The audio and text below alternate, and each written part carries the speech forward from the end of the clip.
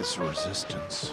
What's up guys, Caleb here, and welcome on into building Crait out of Lego episode 4. Sorry for the delay, I sort of went on a little vacation, so I ended up going 2 weeks without uploading any episodes, which probably isn't great, but this is the final episode before the finale showcase video, and so we have a lot to get done, so let's get right on to the video here. This episode, I mainly focused on building the entire Rebel base, which ended up taking a lot longer than I expected, but instead of doing 3, 16 by 16 plots, I decided to do one giant 16 by 48 plot of land, so it's a very, very large plot of land for me to build the base on. As you can see here, this massive base plate is about 16 studs deep, so the first 4 studs are basically just more salt, and you'll see how that combines up better in the next episode, but the first sort of 4 studs in front of the entire base are just pretty much flat salt with a couple little hills here and there. And as you can see, I did build a majority of the actual hangar base sort of base plate on its side. You can see on its side there, and that does actually help sort of connect up some of the plates, and basically since I started to run out of pretty big base plates, I used a bunch of small plates for this, so it ended up taking quite a while. So instead of, having to connect 5 or 6 bigger base plates, I had to connect probably 20 small base plates to make this huge base plate. So actually just building a base of this size to build the rest of the headquarters on took a lot longer than I expected, but it ended up being pretty sturdy, and I'm overall happy with the design of the actual base plate. After beginning work on the cliffs and sort of the door mechanism, I did decide to attach it to these 6 other base plates here, and you can see me sort of attaching it here, and I also did build the finished black border around the entire mock. I won't be showing the entire completed base alongside the other 6 plots until the finale, so you guys will just have to wait for the finale to see the entire base, but this is the actual size of the mock, and it ended up being really massive. As you can see in the time lapse here, I also did tilt the mock up a little bit to attach some plates in between all of the 9 plots, well I guess 7 plots of land. So here is the entire bottom of the mock. All the plates between the plots here just sort of help make the entire thing incredibly sturdy enough that I can pick it all up with one hand, which is really impressive to me. After the base is fully attached to the rest of the build, I did get started on working on the interior, and in the movie it really just does not show too much of the interior, so I had a lot of freedom to sort of do just what I wanted with this, like I had a lot of extra space, and I was able to include just a lot of extra fun stuff in here, which was a lot of fun for me to make. Since I did have so much space, I decided I want to do a couple scenes that actually take place outside of the actual base itself, or sort of behind it. In particular, I knew I wanted to recreate the scene where Rey sort of lifts up all of the rocks out of the mountain in order for her friends to escape, and I knew I wanted to recreate that somehow here, and I was able to recreate that sort of in the little corner, so it's kind of tucked away, but it ended up being a really cool detail that you'll see later in the video here. Once I had completed the entire right side of the base, I got started on the left side, and this was honestly possibly like my favorite section to build. I don't know, I just had a really fun time building it. I'm sorry that's a little bit out of focus right now. It does come back in focus in just a sec, but I didn't realize the time lapse was out of focus this much for this part. Basically, this section of the base consists of 2 separate layers. The first layer is actually sort of like the headquarters, and it has a bunch of computers and technology and sort of stuff like that. It's basically the control bridge where they use a bunch of holograms to control a bunch of stuff, and then below that we actually have some of the salt mines. As in the movie there was, a bunch of salt underground, and I want to incorporate that in here. So I built this section of the mock so you can completely remove the control bridge and actually get access to the mines underneath, and that turned out really cool. You can see some of the red salt sort of underneath of the headquarters, and it just turned out really cool. As mentioned before, as of now, the entire mock is officially complete, but I'm not going to show you the entire mock until the finale, so you're going to have to wait for that. Until then, you have this weird kaleidoscope effect. Here's the entire base separated from the rest of the mock, and overall, I just really do like how this looks. I used some more cool studs on top techniques for some of the salt, as well as some interesting part usage with some prints on there for some more parts of the salt, and I do also like how the salt looks sort of on the rock. The massive door can be lifted up pretty easily and shut just as easy. Originally, I wanted to have sort of like a crank to wind it up, but I couldn't find the right piece for it, and it would have taken a while, so yeah, it's a pretty simple technique, but I do really like how it looks. The entire backside of the base is completely open, so you have a bunch of open air access to the inside, which I do really like. Over in the right corner, we do actually have Rey, and she's lifting up 4 massive rock pieces with some clear pieces sort of supporting that, and there's part of the mountain. Overall, I just really do like how this little scene turned out with her lifting up all the rocks out of the mountain. To the left of that, we have a small control space, and I do really like the sort of triangle angle I had with this space. Like, it just ended up being a really cool looking space, and then below that, we actually have these tiny little clear pieces. Basically, in the movie, there was these like crystal dogs, and they sort of helped find the way out of the cave, and so I was actually able to incorporate them right here to sort of find their way out of the mountain. That's a cool little detail. Across from all that, we have the hangar bay where I put a small shuttle sort of in the middle there, and and there are a lot of microfigs just sort of walk around it. Overall, I do really like the sort of busyness and just messiness of this hangar bay. Like, I think it looks really cool. To the left of that, we have my favorite room, which is the control bay. I just really like how this looks with all of the tiny figures. I even was able to include C-3PO there. You can see him in gold. I just love all the controls and all the figures, you know, working hard. I just think it's a really cool looking little scene. And as mentioned, you can just slide the entire control room right out of there, and you have direct access to the mines. Overall, there's not too much going on here, you know, just some more rocks and some salt and stuff, but it's pretty easy to gain access to it, and you can just slide it right back in when it's done, which is really cool in my opinion. That is the completed Crait base, and I don't think I could be any happier with it. I mean, I'm just super happy how this entire base turned out with all the little details. It took a super long time to build, obviously, as I didn't upload an episode for like 2 weeks here. I couldn't be any more happy with how it came out. I mean, I just really am impressed with myself on how good this mock ended up being. The finale will be out in just a couple of days, so make sure to stay tuned for that. Thank you all for watching episode 4 here, the Seaver Production. So for now, make sure to like and subscribe. Like to stay updated with my latest content here, and I will see you guys later. Peace!